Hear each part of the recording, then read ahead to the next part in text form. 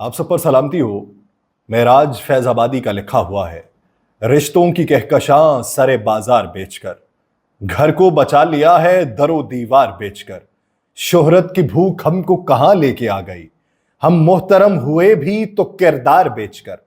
वो शख्स सूरमा है मगर बाप भी तो है, रोटी खरीद लाया है तलवार बेचकर। जिसके कलम ने मुद्दतों बोए हैं इनकलाब, अब पेट पालता है वो अखबार बेचकर। अब चाहे जो सुलूक करे आपका ये शहर, हम गांव से तो आ गए घर बार बेचकर। मैं यासिर रशीद हूं और आप मेरा वीलॉग देख रहे हैं। यहां के मसाइल कुछ और होने चाहिए थे, लेकिन मसाइल कुछ और बने बैठे हैं। चीफ जस्टिस पाकिस्तान की सरबराही में फुल कोर्ट ने सुन्नी इत्तेहाद काउंसिल की मखसूस नशिस्तों से मुतल्लिक केस की समाअत की, जिस सिलसिले में सुन्नी इत्तेहाद काउंसिल के वकला ने दलाइल दिए।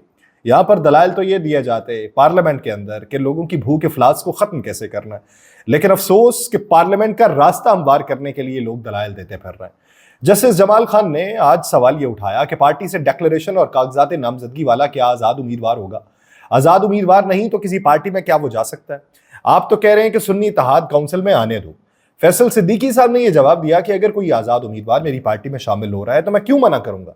इस पर जस्टिस इरफान सादत ने कहा कि आपकी पार्टी को तो बोनस मिल गया, इलेक्शन में हिस्सा लिया, ना कोई सीट जीती। जिन्होंने इलेक्शन जीता उन्होंने आपकी पार्टी में शमूलियत इख्तियार कर ली। इलेक्शन कमीशन ने तो फिर हकाइक लिखे। जस्टिस अतर मिनल्ला साहब ने इस मौके के ऊपर कहा क्या ये दुरुस्त होगा कि हम ये कहें कि इंतखाबात शफाफ थे, सब मामूल के मुताबिक था? जस्टिस जमाल ने कहा कि अगर सुप्रीम कोर्ट ने कह दिया कि इलेक्शन कमीशन ने गलत किया तो क्या केस होगा? इस पर फैसल सिद्दीकी साहब ने जवाबन कहा कि फिर सुप्रीम कोर्ट को फैसला कलअदम करार देना पड़ेगा। जो उसने माजी में फैसला दिया निशान के हवाले से, जो फैसला दिया इलेक्शन के हवाले से।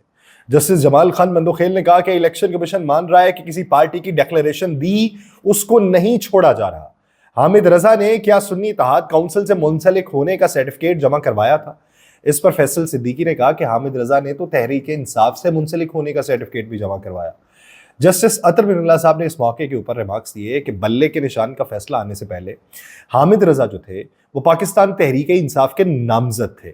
इलेक्शन कमीशन ने गलत तशरीह की जिसकी वजह से यह तनाज़ा पैदा हुआ और इलेक्शन कमीशन बतौर आईनी इदारा अपनी जिम्मेदारी मुकम्मल करने में नाकाम रहा। यानी वो ये कहते हैं कि आपको ये लिखना चाहिए था ये पाकिस्तान तहरीक इंसाफ का उम्मीदवार है, लेकिन निशान उसे कोई भी दे देते। ये तशरीह गलत इलेक्शन कमीशन ने की कि पाकिस्तान तहरीक इंसाफ का भी नहीं माना गया। सलमान अकरम राजा ने कहा कि तहरीक इंसाफ से मुंसलिक उम्मीदवारों को आजाद करार दिया गया, इलेक्शन कमीशन के फैसले के मुताबिक हमें आजाद उम्मीदवार माना जाएगा। इस पर जस्टिस जमाल खान मंदोखेल ने कहा कि ऐसा कोई फैसला नहीं जिनमें तमाम उम्मीदवारों को आजाद करार दिया गया हो। जस्टिस अतर मिनल्ला साहब ने इस मौके पर कहा कि इलेक्शन कमीशन के जमा कराए गए रिकॉर्ड को गौहर अली खान जो है वो भी नहीं मानते, और गौहर अली खान ने कहा कि इलेक्शन कमीशन ने मुकम्मल रिकॉर्ड जो है वो सुप्रीम कोर्ट के अंदर नहीं दिया। अदालत ने यह कहा कि केस बहुत अहम है, संजीदा सवालात जो हैं वो इलेक्शन कमीशन की जिम्मेदारी के ऊपर उठे हैं। इलेक्शन कमीशन ने सुप्रीम कोर्ट के सामने रिकॉर्ड दबाने की कोशिश की है। इलेक्शन कमीशन खुद को एक पार्टी जाहिर कर रहा है और किसी जमाने में इदारे एक बॉडी समझे जाते थे। अब तो इलेक्शन कमीशन भी अपना केस जीतने आया हुआ। बाद में फिर सुन्नी इत्तेहाद काउंसिल की मखसूस नशिस्तों से मुतल्लिक केस की समाअत जो है वो मुकम्मल होने के बाद अदालत ने फैसला जो है वो महफूज कर लिया। चीफ जस्टिस ने कहा है कि फैसला सुनाने से मुतल्लिक हम आपस में मुशावरत करेंगे और फैसला कब सुनाया जाएगा अभी इस ज़मन के अंदर कुछ नहीं कह सकते। अदालती अमले ने फरीकैन को भी ये आगाह किया कि मुख्तसर फैसला जो है वो आज नहीं सुनाया जाएगा, वो जिस दिन सुनाया जाएगा उसका बाकायदा तौर पर ऐलान कर दिया जाएगा। अच्छा, अब इस केस के अंदर जो बातें हुई, आज के दिन काजी फायज ईसा साहब जब सलमान अकरम राजा साहब दलाइल दे रहे थे तो काजी फायज ईसा साहब ने बेशुमार जगहों के ऊपर उन्हें टोका, जिस पे सलमान अकरम राजा ने हर बार यही जवाब दिया कि मुझे मुकम्मल करने दे।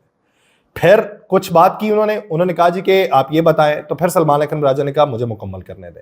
काजी फायज ईसा साहब ने कहा आपको आगे बढ़ना चाहिए, फिर उन्होंने कहा जी मुझे मुकम्मल करने दे, तो फिर उन्होंने कहा जी ये अहम नुक्ता है। उसी बीच में जस्टिस अतर मिनल्ला साहब बोलते हैं और वो ये कहते हैं ये बहुत अहम नुक्ता है, आपको इसके ऊपर बात करनी चाहिए, आप अपने दलाइल को जारी रखिए।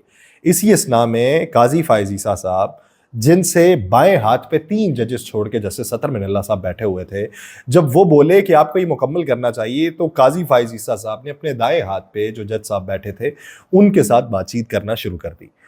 अब इस मामले के ऊपर बहुत सारे लोग ये कहते हैं कि 6-7 का फैसला होगा जो भी आएगा, ممکنہ طور پہ یہی کہا جا رہا ہے، اور وہ اخذ یہ کرتے ہیں جو ریمارکس دیے گئے، جو سوالات اٹھائے گئے۔ بہت سارے لوگ یہ سمجھتے ہیں کہ جسٹس عائشہ، جسٹس عطر من اللہ، جسٹس منصور علی شاہ، جسٹس منیب اختر، یہ جو لوگ ہیں یہ ایک طرف کے ہیں، اور دوسری طرف جسٹس قاضی فائز عیسیٰ صاحب، جسٹس جمال خان مندوخیل صاحب، اور دیگر جو ججز ہیں، مسرت ہلالی اس کے اندر موجود نہیں ہے، تو وہ ججز ایک طرف کے ہیں۔ اب کیا ہم اسے گروپنگ کا نام دیں گے کہ یہ گروپنگ ہے؟ مختلف نظریات ہونا اور مختلف قانون کی تشریحات ہونا یہ الگ معاملے ہیں۔ اب اس زمن کے اندر 6-7 کے فیصلے کو ایکسپیکٹ کیا جا رہا ہے۔ دونوں صورتوں میں آپ کو یہ بتاتا ہوں کہ ہوگا کیا۔ اگر تو یہ نشستیں جو ہیں وہ سنی اتحاد کونسل کو دے دی جاتی ہیں تو پھر کیا ہوگا؟ پھر یہ ہوگا کہ سنی اتحاد کونسل کو یہ نشستیں ملنے کے بعد موجودہ صورتحال میں یہ حکومت جاتی ہوئی دکھائی دے گی۔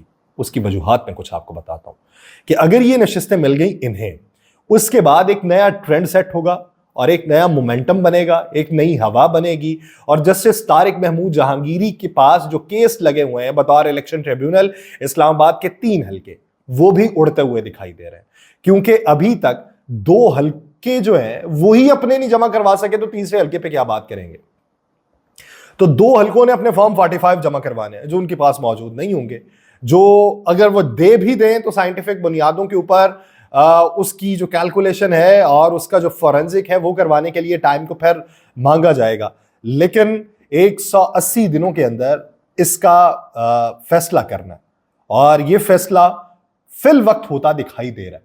اور اگر یہ ان کے حق میں نہیں گیا اور اس کے بعد مختلف حلقے اور کھلیں گے، اور یوں پاکستان پیپلز پارٹی جو ہے وہ پاکستان تحریک انصاف کے پاس خود جائے گی اور کہے گی کہ ہم حکومت کو تبدیل کرتے ہیں، آئیے ہمارا ساتھ دیں۔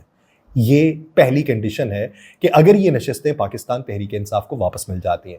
جو کلیم کر رہے ہیں کہ بیک ڈور ڈپلومیسی چل رہی ہے، روابط چل رہے ہیں، کچھ نہ کچھ ہاتھ میں آ جائے گا، بقول وفاقی وزیر بحری امور کیسر احمد شیخ صاحب، وہ یہ کہتے ہیں کہ پاکستان تحریک انصاف کے ساتھ بیک ڈور پس پردہ رابطے جاری ہیں، لیکن وہ رابطے جو ہیں وہ پاکستان تحریک انصاف کے جاری نہیں ہوں گے، وہ رابطے پاکستان پیپلز پارٹی کے ہوں گے، اور پیپلز پارٹی پھر سے آئے گی اس پوزیشن کے اوپر جس پوزیشن پہ وہ آج سے 3 سے 4 مہینے پہلے کھڑی تھی، اور انہوں نے بڑی تگودو کی لیکن ان کے حق میں بات نہیں آئی، جس پوزیشن پہ وہ 9 فروری کو کھڑے تھے کہ یعنی حکومت پاکستان تحریک انصاف کے ساتھ مل کے بناتے ہیں، وہ اسی پوزیشن پہ جائیں گے واپس۔ لیکن اگر یہ نشستیں نہیں ملتی اور یہ نشستیں واپس دے دی جاتی ہیں انہی جماعتوں کو جن کو یہ پہلے تفویض کی گئی تھی، تو پھر صورتحال یہ ہوگی کہ حکومت بھی برقرار رہے گی، پھر صورتحال یہ ہوگی کہ عمر کی حد کا تعین جو ہے وہ بڑھا دیا جائے گا۔ چیف جسٹس، ججز صاحبان، آرمی چیف، یعنی 1/2 اکثریت حاصل کرنے کے بعد وہ ایک ایسے مومنٹم کو بنائیں گے جس میں عمر کی حد 65 سال کر دی جائے گی، چیف جسٹس بھی اپنے عہدے کے اوپر براجمان رہیں گے، آرمی چیف کی مدت ملازمت میں بھی توسیع کر دی جائے گی، اور اپنی مرضی کے مطابق تمام چیزوں میں اصلاحات لائی جائیں گی اور تمام چیزوں میں ترامیم کر دی جائیں گی۔ اور اگر یہ نہیں ملتی تو پھر چیف جسٹس بھی جائیں گے، پھر دیگر لوگ بھی جاتے ہوئے دکھائی دیتے ہیں۔